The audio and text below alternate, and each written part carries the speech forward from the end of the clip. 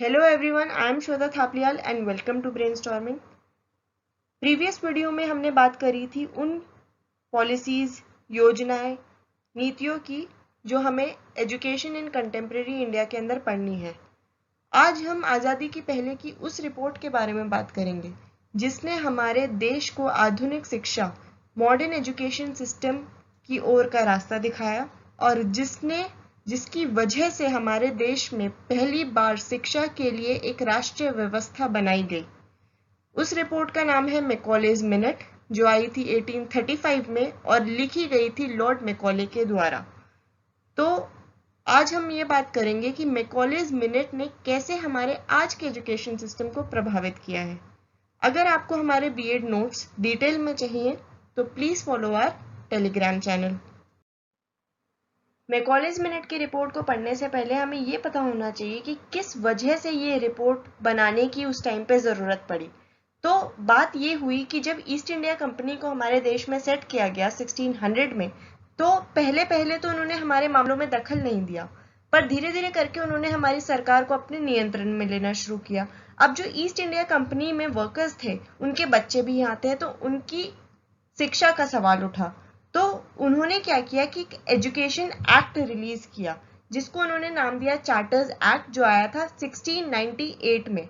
अब इस एक्ट के अंदर ये बोला गया कि इंग्लिश स्कूल्स खोले जाएंगे और बच्चों को इंग्लिश माध्यम में पढ़ाया जाएगा और आधुनिक शिक्षा, मॉडर्न एजुकेशन ही बच्चों को दी जाएगी। अब मॉडर्न एजुकेशन के अंदर आपके वेस्टर्न लिटरेचर हो गया, वेस्टर्न फिलोसफी हो गया, साइंस, मैथ्स, ऐसे सब्जेक्ट्स, ऐसे विषय ही पढ़ाए जाएंगे। अब इस एक्ट से विवाद क्या खड़ा हुआ कि कुछ लोग जो थे वो चाहते थे कि उनके बच्चों को स्वदेशी शिक्षा ही मिले, जो हमारी इंडियन एजुकेशन थी वही उन बच्चों को मिले और हमारी भाषाओं के अंदर ही मिले, जो संस्कृत थी, अरेबियन थी, पर्शियन थी और हमारी जो मातृभाषाएं थी, इनमें ही बच्चों को पढ़ाया जाए।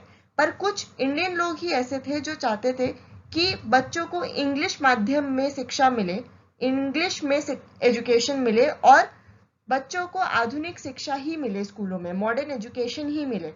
तो इससे क्या हुआ कि ये विवाद काफी टाइम तक चलता रहा।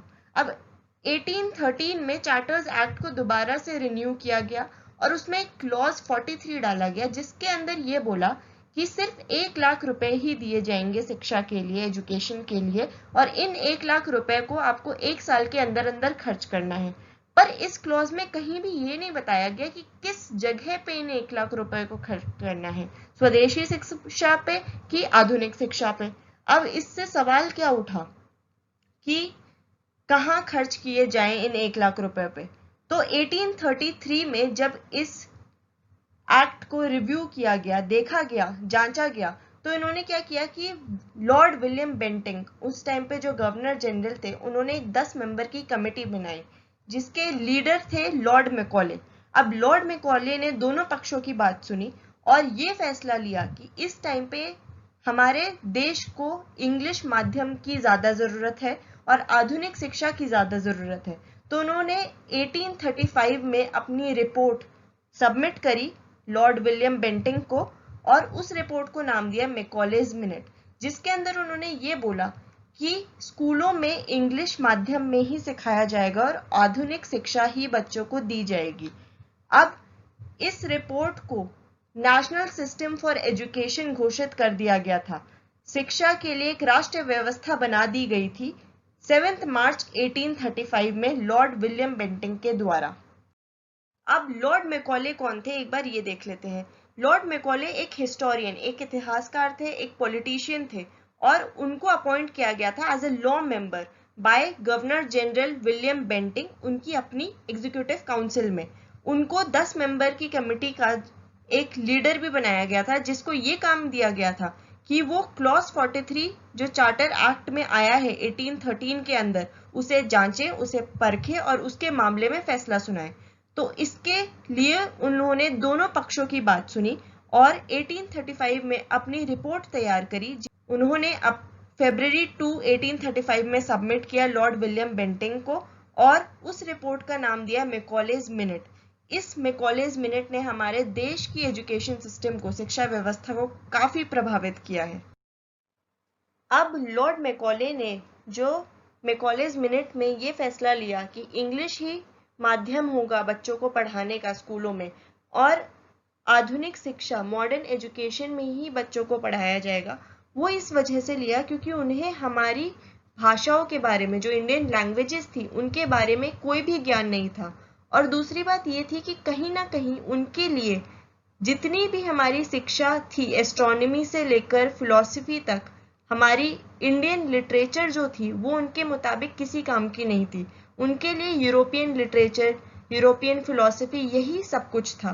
तो इस बेसिस पे उन्होंने ये बोला कि इंग्लिश ही पढ़ानी चाहिए बच्चों को, और इंग्लिश जो है एक तरीके से हमारे देश को काफी प्रभावित करेगी और आगे लेके जाएगी।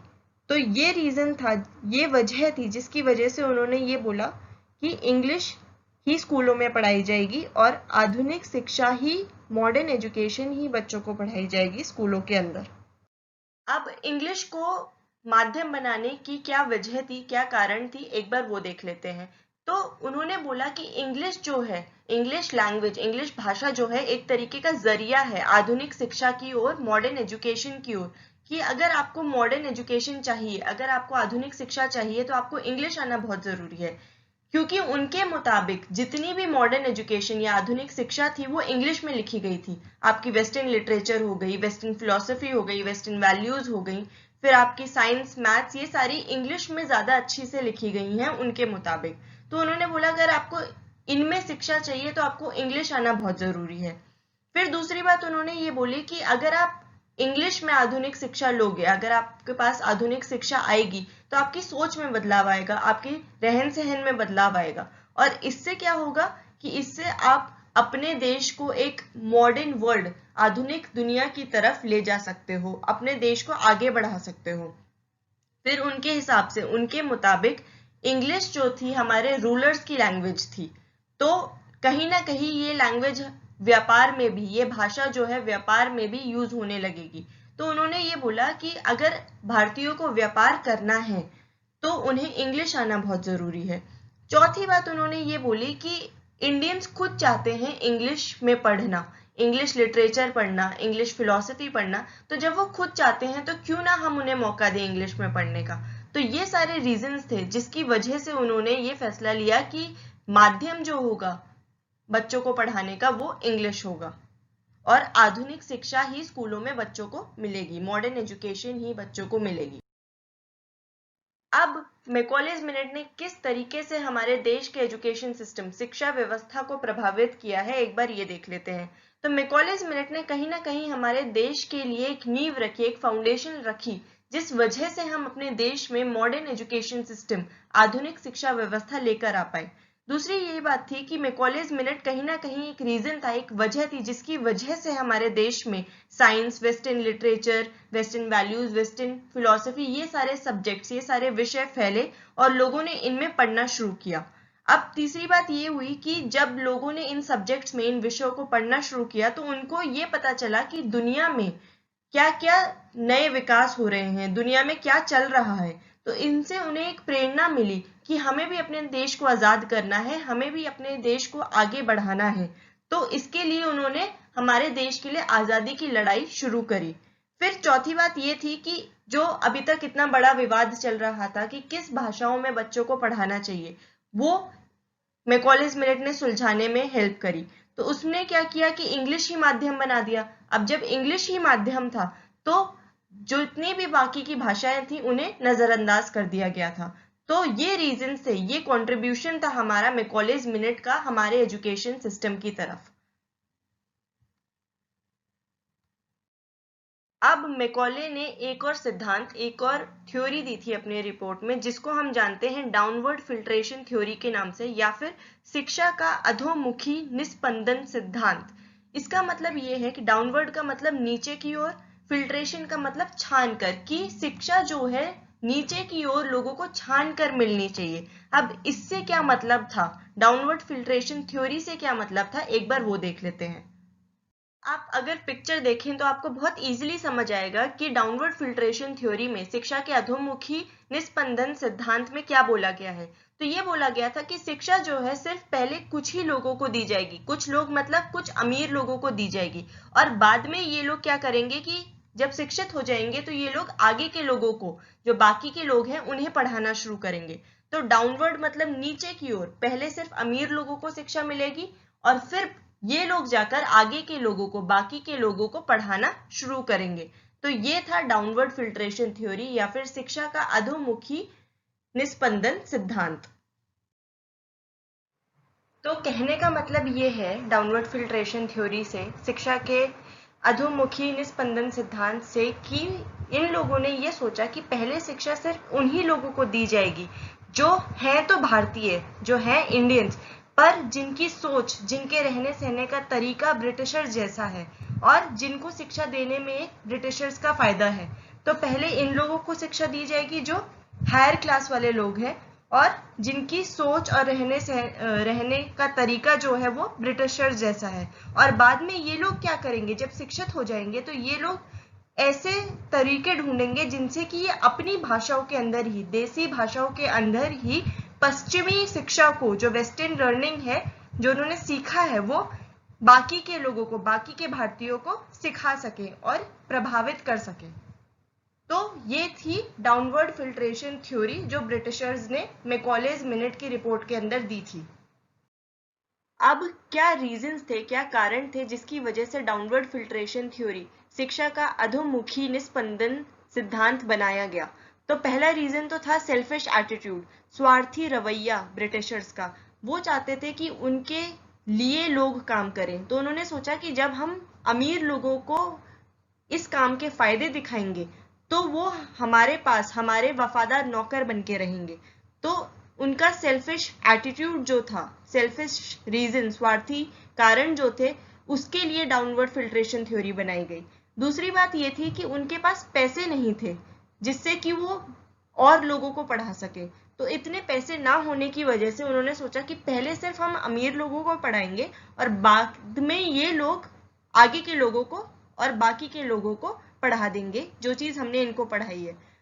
तीसरी बात उन्होंने ये बोली कि जब हम इनको अपनी चीजें सिखाएंगे, अमीर लोगों को अपने फायदे दिखाएंगे कि हमारे साथ काम करने के क्या फायदे हैं, तो ये लोग हमारे लिए वफादार बन के काम करेंगे और बाकी के लोगों को भी ये बताएंगे कि ब्रिटिशर्स की वफादारी के साथ काम करने में ही हमारी भलाई है। और लास्ट में उन्होंने ये बोला, डाउनवर्ड फिल्ट्रेशन थ्योरी ये इसलिए बनाई कि जिससे कि उनका एजुकेशन सिस्टम जो था, शिक्षा व्यवस्था जो थी, वो हमारे देश में फैल सके, western literature, western philosophy, western values हमारे देश में फैल सके। इसलिए डाउनवर्ड फिल्ट्रेशन थ्योरी या फिर शिक्षा का अधोमुखी निस्पंदन सिद्धांत बनाया गया। अब क्या फायदे थे, क्या एडवांटेजेस थे, क्या मेरिट्स थे इस रिपोर्ट के, एक बार वो देख लेते हैं। तो पहली बात तो ये थी कि हमें क्लियर कट पॉलिसी मिल गई थी एजुकेशन के लिए, एक स्पष्ट नीति मिल गई थी हमें शिक्षा के लिए। दूसरी बात ये थी कि जो ऑब्जेक्टिव्स थे, जो उद्देश्य थे जिसके लिए ये पॉलिसी बनाई गई, वो पूरे हुए। फिर बात ये आई कि हमें एक मकसद मिल गया था शिक्षा के लिए, एजुकेशन के लिए, कि इस तरीके की एजुकेशन होनी चाहिए, आधुनिक शिक्षा होनी चाहिए और इस तरीके से बच्चों को वो स्कूलों में पढ़ाई जाएगी। फिर वेस्टर्न आर्ट्स साइंसेस जो थे वो हमारे देश में काफी फैला और लोगों ने इन सब्जेक्ट्स में, इन विषयों में पढ़ना शुरू किया। और इसके बाद इंग्लिश स्कूल्स बनाए गए, इंग्लिश को मीडियम ऑफ इंस्ट्रक्शन, माध्यम बना दिया गया था पढ़ने का। और फिर जो फिल्ट्रेशन थ्योरी थी वो भी कहीं ना कहीं कामयाब रही, जो हमारे देश को फायदे भी हुए हैं मैकॉलेज मिनट की रिपोर्ट से, तो कहीं ना कहीं कुछ नुकसान भी हुआ है। ब्रिटिशर्स को कई फायदे मिले मैकॉलेज मिनट की रिपोर्ट से, बट इंडियंस को कहीं ना कहीं नुकसान भी हुआ है। एक बार वो देख लेते हैं। तो इंडियन फिलॉसफी और इंडियन कल्चर जो था, जो हमारी संस्कृति थी, उसको नजरअंदाज कर दिया गया। हमारी भाषाओं को, मातृभाषाओं को नजरअंदाज किया गया। सामूहिक शिक्षा को नजरअंदाज करा गया। फिर जितने भी हमारे संस्कृत और अरेबिक लैंग्वेजेस थी उनका विरोध किया गया। और इससे क्या हुआ कि हमारी पाठशालाएं जो थी संस्कृत की, अरेबिक की मकतब्स जो थे, उन्हें बंद कर दिया गया। अब हमारे रिलीजन्स का भी विरोध किया गया और ये बोला गया कि रिलीजियस एजुकेशन स्कूल्स में नहीं दी जाएगी। और जो फिल्ट्रेशन थ्योरी थी वो कहीं ना कहीं जो थी नाकाम हो गई, क्योंकि जब उन्होंने सिर्फ पहले अमीरों को पढ़ाने का सोचा तो उन्होंने इसमें अपना फायदा देखा, ये देखा कि हमें नौकरियां मिले, तो उन्होंने बाकी के लोगों को पढ़ाना जरूरी नहीं समझा। तो ये सारे जो थे हमारे मैकॉलेज मिनट की वजह से हमें नुकसान भी हुए हैं। कहीं ना कहीं मैकॉलेज मिनट ने हमारे आज के एजुकेशन सिस्टम को काफी प्रभावित किया है, हमें मॉडर्न एजुकेशन सिस्टम, आधुनिक शिक्षा व्यवस्था दी, हमारे लिए एक नेशनल सिस्टम फॉर एजुकेशन बनाया, पर कहीं ना कहीं हमारे देश को इस रिपोर्ट से नुकसान भी हुआ है। तो फायदे भी थे, नुकसान भी थे। अगर आपको कोई भी डाउट है तो आप कमेंट सेक्शंस में पूछ सकते हो, और अगर आपको वीडियो पसंद आई तो please like and share. BEd notes के लिए please follow our Telegram channel. Thank you for today.